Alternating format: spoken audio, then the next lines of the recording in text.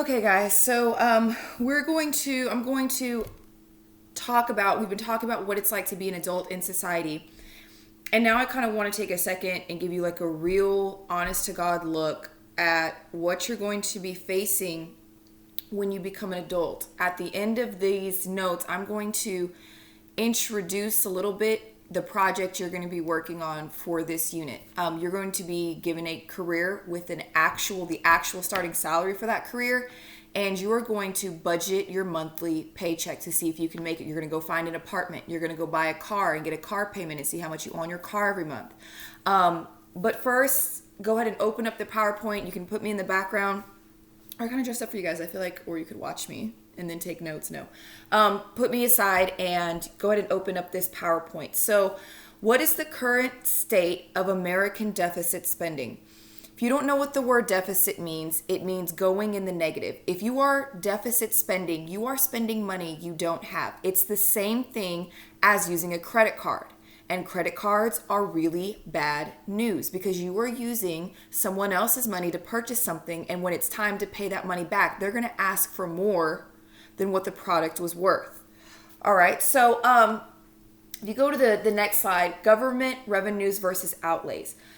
You guys, a lot of you guys have had jobs and you've looked at your first check and you realize the federal government, our national government, has taken money from you. And the really sad thing is a lot of people don't ask where it goes. They're just like, well, the government has our money. Okay, well, what are they doing with that money? That's really important. If I was taking money from you, wouldn't you want to know what I was doing with it? And you'd be like, you're not going to take money from me. You're right. I'm not the government. The government takes money from you legally. Okay, so if you look at the third slide and you need to write down all four of these, this is where the government gets its money from. The number one place your government gets money from is collecting taxes from your check. It made 1.8 trillion, that's 12 zeros, trillion dollars off of just income tax alone. That is 46.2% of where almost half of the government money comes from collecting money from our checks. And I remember when I became a teacher and I'm single, I have no kids. When I got my first check, the government had taken like $800 from me every month. That is crazy. So the next place it gets it from is social insurance taxes and contributions. That's 1.3 trillion. And get this, only $256 billion was collected in corporate income taxes. Corporate means business. So businesses, they only pay $256 billion total from where the government gets its money. And you need to understand something. There are businesses out there, corporations, Apple, Coca-Cola, things like that don't pay income tax, that don't pay corporate income tax because they slickly move their company overseas and they get out of paying taxes, which is, as we go through this unit, you should become very enraged at the fact that these companies, like Apple is the first company ever that's going to make $1 trillion, and they don't pay anything in taxes. So they only get $256 billion from huge corporations like Amazon and Apple and Microsoft, and that only makes up about 10% of where the government gets its money from. And then there's estate, gift taxes, custom duties. Very little comes from that, like $270 billion. So most of the government, where the government gets its money from, is from you and me. So if you go to slide number 4, in 2019, the government collected a total of $3.64 trillion dollars, more than some continents combined. It collected more money than some continents did combined. We have the largest economy in the world. And so the government collected $3.64 trillion.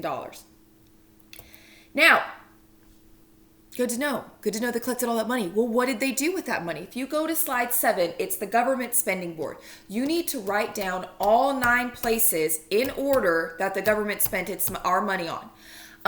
Number 1, And this is crazy because we don't have universal health care. But the number one place the government spends our money is on healthcare. $1.13 trillion, or 28% of the government money in 2019 was spent on healthcare. That's VA hospitals. That's research. So things like the coronavirus right now, the government's using that money to fund research for a vaccine and a cure and things of that nature. Medicare, Medicaid, veterans benefits and services. That's the healthcare that the government is spending its money on. So if your grandparents are on Medicare, it comes from your taxes. People that are on unemployment and are getting healthcare benefits comes from your taxes. Okay. The number two place the government is spending its money, $945 billion, is Social Security. Social Security. Those are checks that every American over the age of 65, yes, 65, is getting.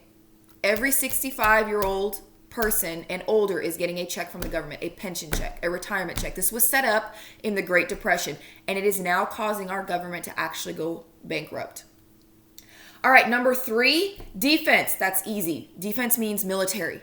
600 billion. We spend more than any other country on military. That is, the military paychecks, the military tanks, the military airplanes, everything that the military does and uses and creates comes from income tax and things of that nature, and it makes up 15% of where the government spends its money. Number four is welfare and income security. Number five is other. Ooh, I just want to point out, look where education is going to be.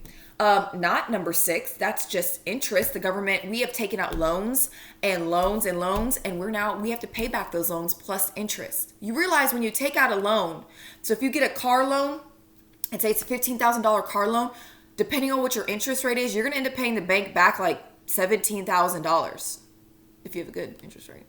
Some of y'all not going to because you have no credit, or you might have bad credit. Number seven is education. And so teachers, schools being built, all the resources, your laptops, things of that nature. Education is number seven. Oh, good to know we're not last. No, we are above foreign aid, which means helping other countries that go through hard times, and environmental protection and conservative. We know we don't care about environment. That's last. Our priorities look a little out of whack. So if you were to total all of those numbers up, I'm now on slide 8, and you need to write down how much the U.S. government spent in 2019. The U.S. government spent $4.8 trillion. Now, if you rewind a little bit, I hope you remember, how much did the government make? It made at the end of the year, it had made about 3.8 trillion, about 3.6 to 3.8 trillion. It spent $4.8 trillion. So if you go to the next slide, that means the government deficit was $1 trillion. $1 trillion. Every year, the government, for a long time now, has been in debt, has had a deficit at the end of the year. They have spent more money than they have made, and it is now in the trillions of dollars. Okay? And we're going to talk about what's going to happen. So if you go to the next slide, as of 2019, so that's the end of last year, the national debt, our country was $22 trillion in debt. And a lot of you guys can't visualize what $1 trillion looks like, so I'm going to help you. If you wanted to click on that, how much is $20 trillion, there's a 2-minute video that physically shows you how much money our government owes. And if you click on the US debt clock, it shows you every second how much more our country is going into debt. It is shocking. We go every day more, like billions of dollars more into debt. And you'll be able to see, it's very cool. Please click on it. It's one of the coolest websites ever. It shows you how badly we're going into debt. So anyway, for those of you that are like, I'm not going to click on the video. Well, if you click through the slideshow, it's going to show you what $1 million looks like. This is a 6-foot man in this picture. I'm on slide 12. And that little pile is just $1 million. You're like, that's all $1 million is? Yeah. That's a stack of $100 bills. And that's 100 packets, okay, of $10,000. So if you go to the next slide, that's what 100 million looks like. That looks like a nice payday. I tried to play the lottery the other day and I did not win. Clearly, if I'm still sitting here, I didn't win. Very respectable. Fits very neatly on a standard pallet. That's what $1 billion looks like. Now we getting somewhere. Okay, so you ready? Go to the next slide. This is what $1 trillion looks like.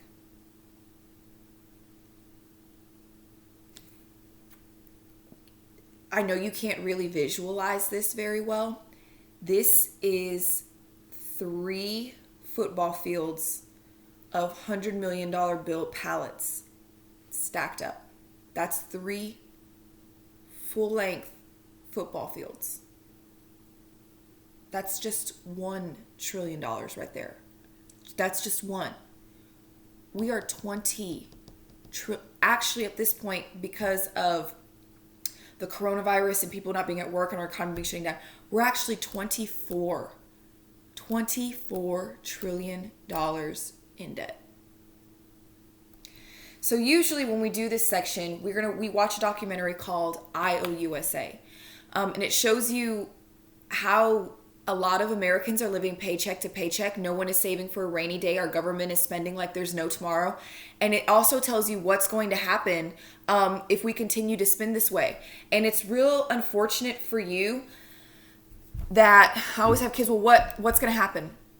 So we're borrowing money from other countries, from banks, from ourselves in essence, and there's going to come a time where we have to pay back that money.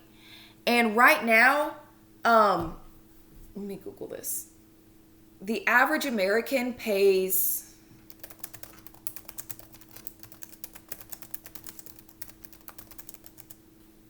of taxes. So the average American, you guys, when you guys get your check, the average that we pay in taxes is 14% of our, almost 15% of our check goes to taxes. And that's just individuals. It actually says the American families. Okay, that's what I thought. Okay, so forget what I just said. Sorry. The average American family pays 24%. So almost a fourth of your check goes to taxes. All the taxes. Because remember, you don't just pay federal tax. Now, 15% of your check goes to federal taxes. But 24% of your check goes to taxes in general because you pay state tax, you pay Medicare, Social Security, things of that nature. So a fourth of your check is gone. You'll never see it. It goes away to the government, to the state and federal government. The way we're going right now, when these countries and these banks want their money back from the USA, because we are $24 trillion in debt, the only way the government is going to be able to begin to pay them back is by taxing you higher. They think if they came knocking right now wanting the trillions of dollars that were owed, they would start taking over half of your check. Most of us don't make enough right now, and we're paying 25%, a fourth of our check to the government. Imagine if they start taking half of your check. Because that's what's going to happen. Social Security will not be around when you are 65. You're paying into it right now, but there's so many old people. I'm not trying to be meaning, I'm not saying, oh, kill all the old people, let them die. That's not what it is. But the problem is the life expectancy in this country has gone up. Most people, when the Great Depression occurred, most people didn't live to be 65. So it was nothing to give 65-year-olds pension checks. Those that did live to the really old. Now the average age a woman lives to in this country is 80. That's 15 years the government is giving one person a retirement check. And a lot of people, thanks to better healthcare, better diet, better diets that are available. A lot of us are still living on the fast food. People are living a lot longer, and so the government didn't anticipate paying so many people Social Security. And so right now, Social Security, like I told you, is bankrupting this company or this country. And you guys are paying into it, but I promise you, by the time you're 65, there will be no such thing as Social Security. You will be paying into something that you will never see. Your Social Security is going to the old people right now. Those over 60, the boomers. I hate to break it to you, I'm sorry. Mine is too. So don't I'm not gonna have it when I'm 65. I promise you. So we're sitting in the same boat, you and I. Okay. So let's talk about what you should be doing. You guys are young, And everything's about do it now, instant gratification. I want the new best car now. I want this now. I hope this virus has scared you enough to realize you need to save. Dave Ramsey's a fantastic financial guy. He's from Nashville, and he has a serious radio show and a great program that teaches people not only to get out of debt, but how to save money and to be able to retire when they're 55. And I followed his program, and when I'm 55, 56, 55, 56 and a half, so whatever age, I ain't gonna be teaching forever is what I'm telling you, because my husband and I, we have saved our money, and we've also opened a 401k, and that's what we're gonna look at right here. So I'm on slide 18, and it says personal finance. Okay, so a lot of kids, you've heard 401k, a Roth IRA, mutual funds. Well, what is that? It's basically taking money and putting it into an account and letting that money grow over the years. And so let's look at two scenarios. So before actually I start, I need you to understand something. Interest. A lot of you guys should know what interest is. When you borrow money, the bank is going to charge you interest, because they're not going to give you money for free. They're not going to give you $100 and, okay, bank, I thank you for your 100 next month. Oh, here's 100 back. No, they're going to charge you for using their money. So there's two ways interest works. There's regular interest. Now, let me see if I can get this. Regular interest, okay? Say you borrow $100 at a 10% interest rate, okay? So you borrowed $100 and the interest rate is 10%. So you're going to multiply 100 times 10%, or 100 times 0.10, that's the decimal form of 10%, and you're going to get $10. So when the bank asks for its money back, it gave you a 10% interest rate, it's going to add the $10 to the 100 you borrowed, and when you get your bill, it's going to be $110. Okay? And if it was regular interest, like they're only ever going to charge you on the original amount. So 10% of 100 was $10. Okay? Now, there's something called compound interest. That's where they take into account interest on interest is what it's called. So imagine, this is so hard to describe when I'm not in class with you and I don't have a whiteboard. There's a video. I'm going to send a link onto, I've already just solved this problem for myself. Oh, I'm genius. I'm going to link 2 videos for you. They're 1-minute videos only, and it's going to explain compound interest and simple interest, okay? And please take the time, because I want you guys to be able to, I've had kids open up 401ks when they turned 18 in my class, because they were just so excited about building a future and not having to work forever like their parents are doing. All right, so go watch those videos real quick. Stop me, watch those videos, and come back. All right. Now, I'm going to give you 2 scenarios. There's Alice and there's Bob, okay? Alice, at 25 years old, decides she's going to open a 401k. And every year, she saves up $5,000 and puts it into her 401k. Every year. And she does this only for 10 years. She ends up having kids, and she's like, $5,000 a year is a lot of money to be putting in. So she only invests for 10 years, and then she lets it sit. And it's collecting 8% interest, and it's compound interest. And you should already know what that is because you watched the video. So after 10 years, Alice stops and lets the money sit, and it sits for 30 years. At 65, she cashes out her fund, okay? Now, Bob's a little slower. Bob was a party boy. Bob doesn't open a 401k until he's 35 years old. He's like, oh, I don't want to work forever. I have spent my youth partying and wasting money and going on vacations. I think I need to start saving now. And so what Bob does is, to kind of catch up to Alice, is at 35, so he gets she got a 10-year head start. He starts to invest $5,000, but he invests $5,000 every year for 30 full years. So Alice only invested for 10 years and then let the money sit and collect interest. Bob invests $5,000 a year for 30 years straight. And at 65, he's also going to cash it out. So, who do you think is going to end up with more money when they turn 65? Is it Alice, who only put in 5,000 for 10 years and then let it sit and collect interest? Or is it Bob who got a 10-year, he's 10 years later, but he put in $5,000 a year for 30 years? Who's going to have more money? These accounts collect compound interest, okay? And compound interest, when you are collecting money, is a phenomenal thing. So go to the next slide.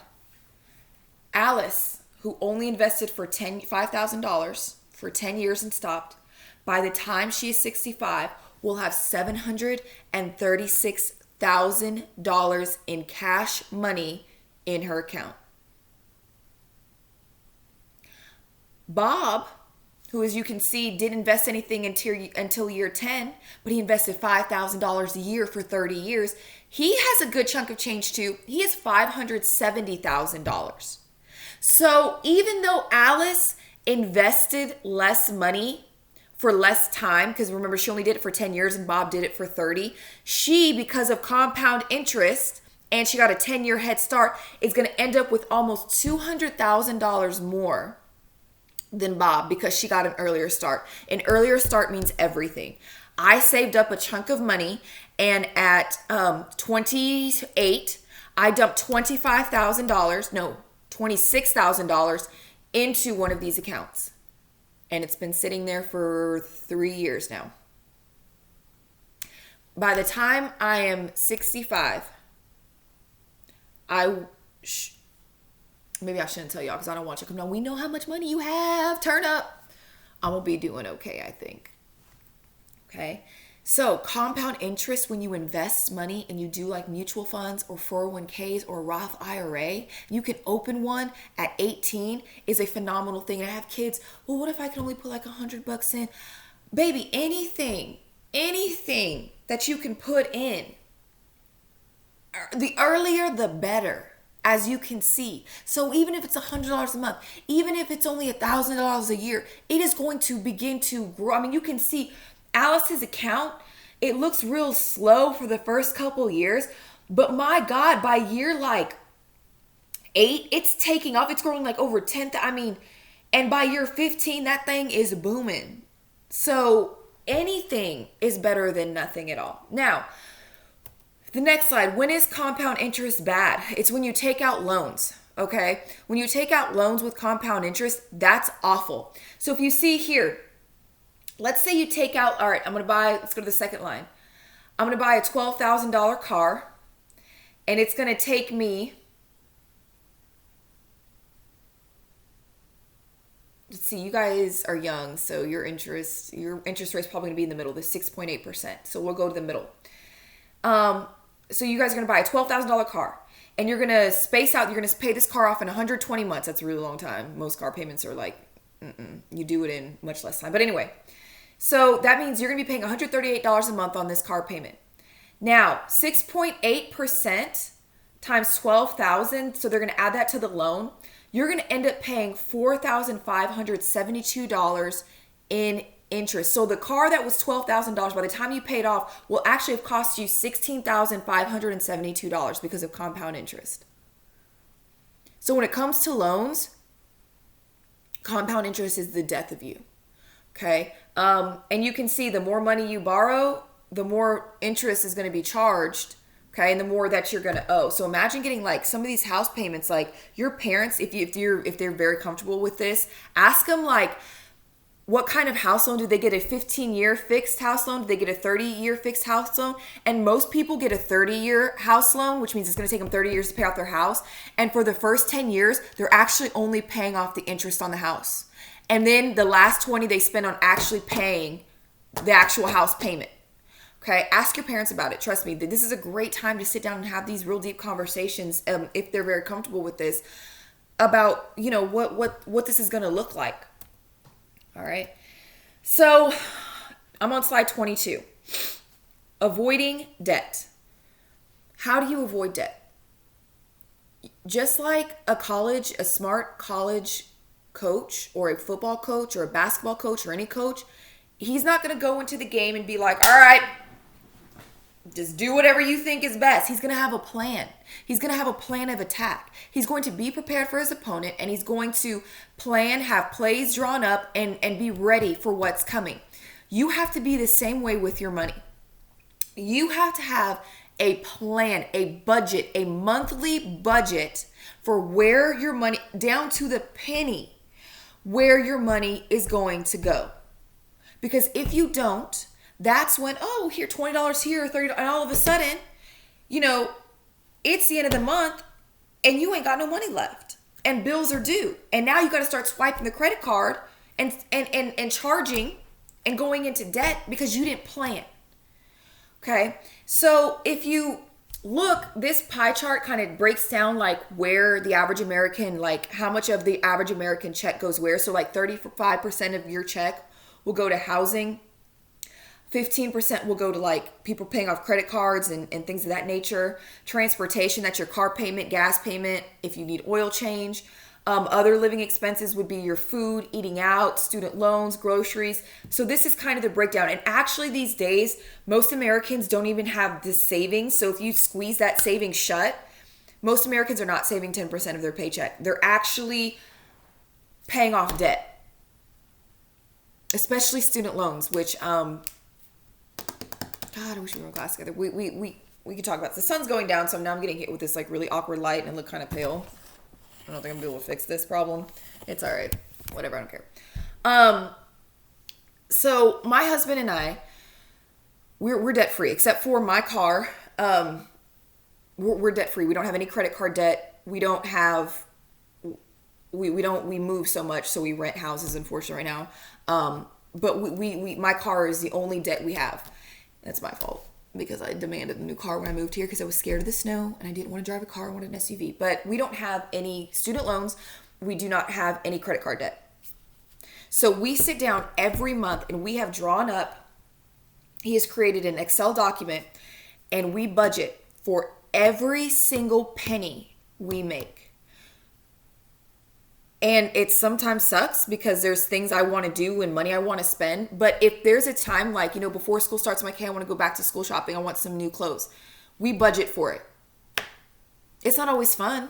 We've had some deep conversation. We've had some tiffs, some little tiffs. But it has kept us like, we can go on vacation. We don't struggle, especially right now with the coronavirus and everything going on. We're very fortunate. We don't owe anybody. And so, if I were to lose my job or lose my paycheck, we would still be okay. And, we've saved money, and both of us have 2 separate 401ks. So when he retires, he's getting buku money. And when I retire, I'm getting buku money. We're going to combine that money and then we're never going to work again. But I just wanted you guys to see how the average American, where their money goes and things of that nature. So the last slide is a list of careers that I have budget sheets for. And the next time I talk to you, well, you guys are gonna have a quiz over this, and then I'm gonna introduce your project. You guys are going to leave me a comment in Google Classroom about which career you want. And if I don't have the exact one that you want, just try to pick something close. Like I have people that are like, well, I want to do this in medicine. Well, I'm like, okay, well then choose to be a nurse, or choose to be the doctor, or choose to be the pediatrician. That's, what I'm saying? Just try to get, if I don't have your job, I've done a pretty good job compiling like a lot of jobs. Try to pick something. And I see that there's an NFL player on here. None of you, not one single one of you will pick that. I had one kid one year that went D1. And so it was realistic that he would have been in the NFL. And so I created that for him. He's still playing. So I don't know if he's not in the NFL yet, but hopefully he'll remember me. But yes, so look at this list, pick the career that you want, and then leave me a comment. And next time I see you, we're going to talk about what you're going to do, how you're going to create your budget, and you're going to be a real adult. It's going to be awesome. I miss you guys. Be safe, be healthy, be happy, make good decisions. I'll see you next time.